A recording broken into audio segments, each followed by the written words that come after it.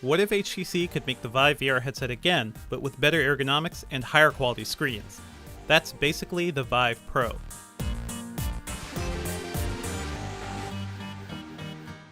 It's not a sequel, it's more of a remaster, one that incorporates everything VR headset makers have learned over the past few years. At $799 with no sensors or controllers though, it's strictly for enthusiasts with plenty of disposable income. The first thing you'll notice with this headset is that it's a deep blue compared to the original's all-black design. It's almost twice as long, but paradoxically, it's also significantly lighter. That extra length is put to good use with the new head strap system. It's similar to the deluxe audio accessory HTC released a year after the Vive's debut, which added headphones and replaced the original head straps. While this new system looks a bit complex at first, it's actually a pretty straightforward way to put on and adjust the Vive Pro. You simply place the eyepiece over your face, rest the back strap against your head, and rotate the dial to straighten it. There's an adjustable band at the top, but that's something you only have to deal with the first time you put it on.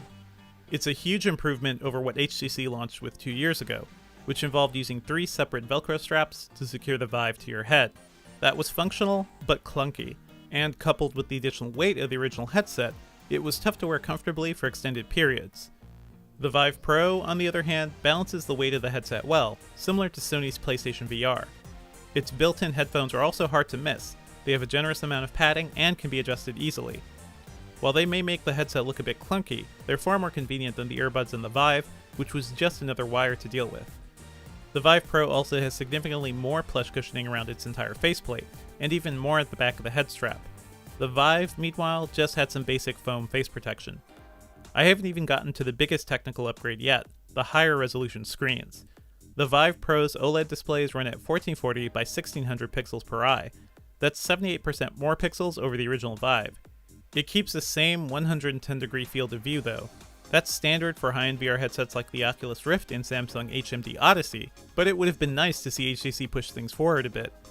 The Vive Pro is currently being sold as a standalone headset, so you'll have to buy 2 of HTC's Lighthouse sensors and VR controllers separately. If you've already got that equipment, then setting up the Vive Pro is as simple as connecting its breakout box to your computer's USB 3.0 and DisplayPort connections, and then plugging in the headset itself. If you're doing it for the first time though, you'll have to find space at 2 opposing corners of your room to mount the Lighthouse sensors. I was able to make do with placing them on my bookshelves, but if you don't have something like that around, you might have to mount the sensors to your walls. It's also a shame that HTC's Steam VR 2.0 sensors won't be available until the end of the year, since those will be able to track your movement in much larger spaces. But I suppose that won't be very useful until we see the Vive's wireless adapter, which is coming this summer. The first time I used the Vive Pro, it took me a few minutes to figure out how to adjust its new head strap properly. Once I got that sorted, I noticed instantly that it fit much more securely and more comfortably than the original. It's not as front heavy as the Vive, which would hurt the bridge of my nose when I wore it too long. The Vive Pro's improved screens made just about everything look better, from text in Viveport to enemies in Superhot. While playing Duck Season, I was able to make out where my distant targets were a bit more easily. And flying around the globe in Google Earth VR felt even more immersive than before. But while the experience is better than the original, it's not exactly a night and day difference. It's certainly not enough to justify upgrading to a pricey new VR headset if you already have one. You'll also have to make sure that you have a computer that can run the Vive Pro at its best. HTC says it has the same minimum requirements as the Vive, an Intel Core i5-4590 CPU or better, and at least an NVIDIA GTX 1060 card or an AMD Radeon 480. But at CES, the company also admitted that you'll need faster hardware to take advantage of the better visuals. On my recently refreshed rig, which is powered by an Intel Core i7-8800K CPU and a GTX 1080, I didn't notice any hiccups or slowdown across a wide variety of VR experiences. That's also the same video card we saw HTC using at CES, so it's a safe bet for optimal Vive Pro performance. While I appreciated the slightly better visuals, it still felt a bit archaic to be using my original Vive controllers with the new headset. They're larger and heavier than Oculus's excellent motion controllers, which they released in 2016. Valve also has its own modernized VR controllers coming for Steam VR, which are significantly smaller and offer individual finger tracking, but there's no word yet on availability. Basically, there are a lot of downsides to jumping on the Vive Pro bandwagon early, as you'll likely be tempted to replace your controllers and trackers later this year.